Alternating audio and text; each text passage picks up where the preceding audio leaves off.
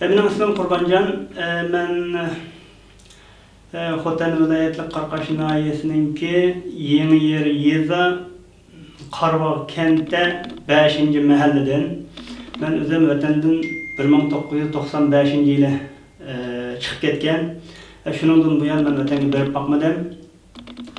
Men bugun urug' tuqqanlarim to'g'riliq guvohlik bermoqchiman. Men urug' tuqqanlarim bilan aloqalashamayapman.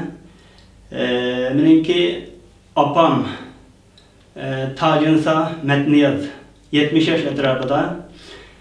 Çoğun menden kiçiklam inim Mehmet Ali Metnuri 35 yaş. Enen kiçigi sanam Bağımmahan Metnuri 33 yaş. Enen kiçigi Fatimi Han Metnuri 30 yaş. Enen kiçigi Osman o 28 yaş.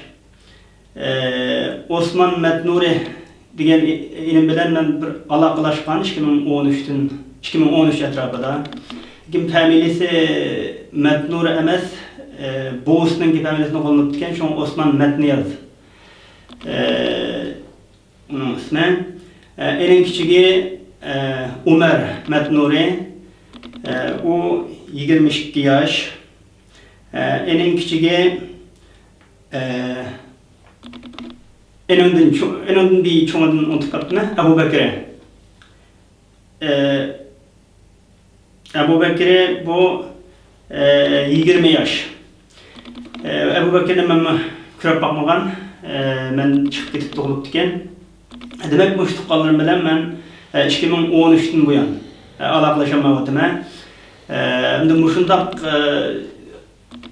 fan texnika taraqqiy qilib, telefonlar, aqlli telefonlar chiqib ketib, mushu davrada biz urug' tuqqanlarimiz bilan aloqalashamaslikning o'zi bu Xitoy rejimining naqadar rezil, naqadar eskiligini ko'rsatadi. Shu men Xitoy hukumatiga xitob qilaman, agar ular hayot bo'lsa, nima uchun men bilan aloqalashamaydi? Agar lagerda bo'lsa, darhol uni qo'yib o'tishni talab qilaman. Turmada bo'lsa, turmada emas menimcha, chunki uning hech qanday jinoyati yo'q. Qandayli bo'lmasin, uni qo'yib o'tib, men bilan normal aloqalashishga yo'l qo'yishni talab qilaman. Shundaqla xalqaro jamiyatdan Xitoy hukumatiga besim ishlatishni, bizningki butun chet elda yashayotgan o'sha Uyg'urlarningki urug' tuqqanlari bilan bemalol xotirjam, xuddi boshqa insonlardek aloqalashib turishimizga yordam qilishni ham Xitoy hukumatiga besim ishlatishni talab qilaman.